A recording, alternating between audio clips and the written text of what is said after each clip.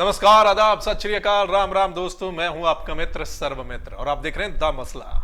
The मसला में आज 3 मसले हैं दोस्तों। 3 मसले हैं हरियाणा को लेकर। पहला मसला है कि इनेलो नेता अभय सिंह चौटाला और अशोक अरोड़ा दिल्ली में मुख्यमंत्री मनोहर लाल खट्टर से मिले हैं, मुलाकात हुई है। क्या बात हुई है उस पर चर्चा करेंगे। चर्चा ये है कि क्या गठबंधन की संभावना अभी भी बची है? क्या इनेलो बीजेपी का गठबंधन हो सकता है? दूसरा मसला है कि कुलदीप बिश्नोई क्या बीजेपी में जा रहे हैं या फिर कांग्रेस में रहकर ही चुनाव लड़ेंगे? तीसरा मसला है कि जो हरियाणा के लिए कांग्रेस, आम आदमी पार्टी और जेजेपी के गठबंधन की बात चल रही थी, उसका क्या बना? तो ये 3 मसले हैं। पहले पे आते हैं कि अभय सिंह चौटाला और अशोक अरोड़ा ने जो मुलाकात की है मनोहर लाल खट्टर से, उसके बाद क्या इनेलो बीजेपी के साथ गठबंधन के लिए तैयार है और क्या बीजेपी तैयार है? बीजेपी ने हालांकि 8 उम्मीदवारों का ऐलान कर दिया है और सिर्फ 2 सीटें बची हैं, रोहतक की और हिसार की। क्या आईएनएलडी इन 2 सीटों पर चुनाव लड़ने के लिए तैयार है अगर वो गठबंधन में जाना चाहती है? और क्या बीजेपी इन 2 सीटों को ही आईएनएलडी के लिए छोड़ने के लिए तैयार है? इसके पीछे भी कहानी है कि बीजेपी अगर अभी भी गठबंधन चाहती है तो वो क्यों, और आईएनएलडी गठबंधन करना चाहती है तो क्यों? बीजेपी इसलिए चाहती है कि बीजेपी को दोनों सीटों पर उम्मीदवारों की जरूरत है। रोहतक पर फोकस है। रोहतक के लिए बीजेपी ने कैप्टन अभिमन्यु से कहा और चर्चा है कि कैप्टन अभिमन्यु ने रोहतक से चुनाव लड़ने के लिए मना कर दिया। हिसार के लिए चौधरी बीरेंद्र सिंह को कहा गया, चौधरी बीरेंद्र सिंह ने मना कर दिया। चौधरी बीरेंद्र सिंह अपने बेटे के लिए टिकट चाहते थे और वो भी सोनीपत से चाहते थे, लेकिन बीजेपी ने वहां पर टिकट मौजूदा सांसद रमेश कौशिक को ही दी। अब दोनों सीटों पर बीजेपी को जरूरत है और आईएनएलडी जो कि उनकी दो हिस्सों में बट गई पार्टी, तो जेजेपी अलग हो गई, तो उनके जो कार्यकर्ता थे या जो उनका कैडर था वो काफी खिसक कर जेजेपी में चला गया। अब आईएनएलडी को भी कहीं ना कहीं साथ की जरूरत है और चर्चा यह भी है कि आईएनएलडी सिरसा की सीट चाहती है। अगर गठबंधन हो तो वो चाहती है कि सिरसा की सीट उन्हें मिले रोहतक की बजाय, कि रोहतक में चुनाव लड़ना बहुत रिस्क है।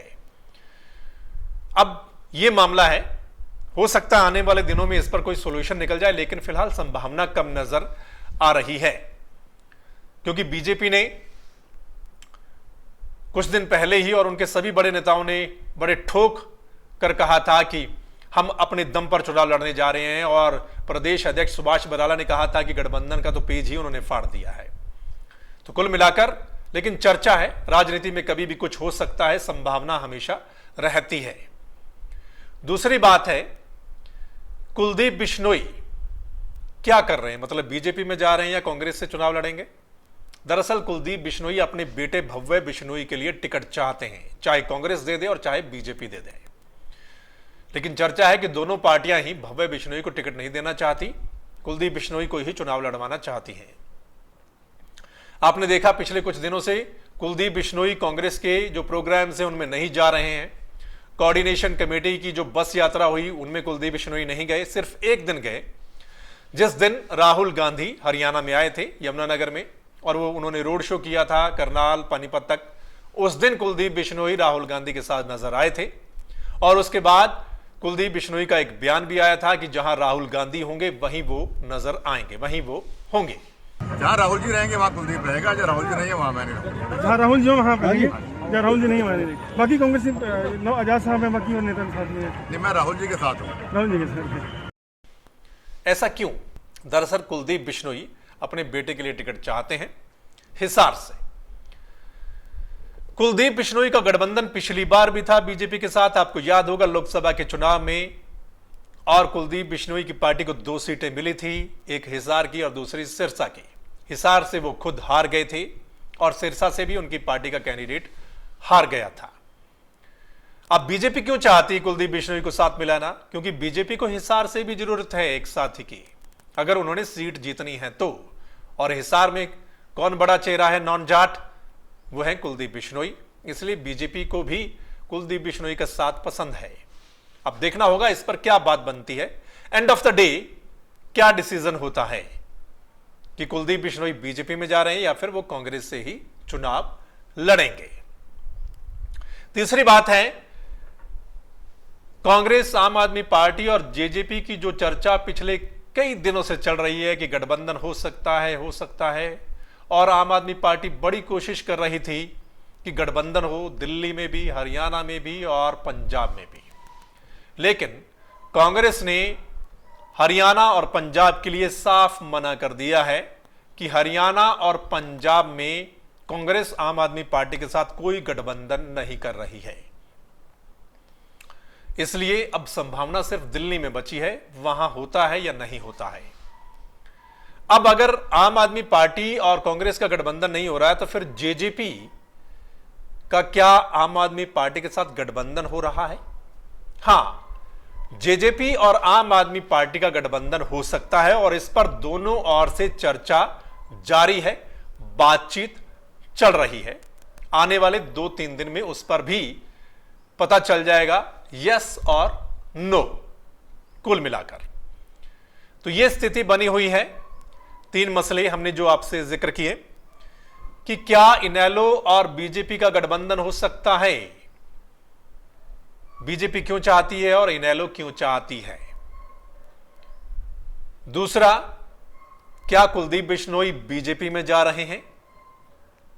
और तीसरा, क्या आम आदमी पार्टी जेजेपी का गठबंधन हो सकता है, क्योंकि कांग्रेस ने तो मना कर दिया है। दोस्तों, राजनीति में संभावनाएं हमेशा बनी रहती हैं और एंड ऑफ द डे तक भी संभावना बनी रहती है।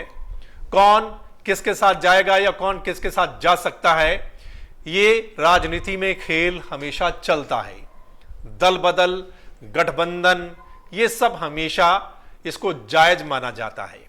दरअसल जो नेता होते हैं वो पहले बुराई करते हैं सामने वाली पार्टी की, और जब उनके साथ चले जाते हैं या गठबंधन हो जाता है तो फिर उस पार्टी की वाहवाही करते हैं और पिछली वाली पार्टी को फिर कोसते हैं।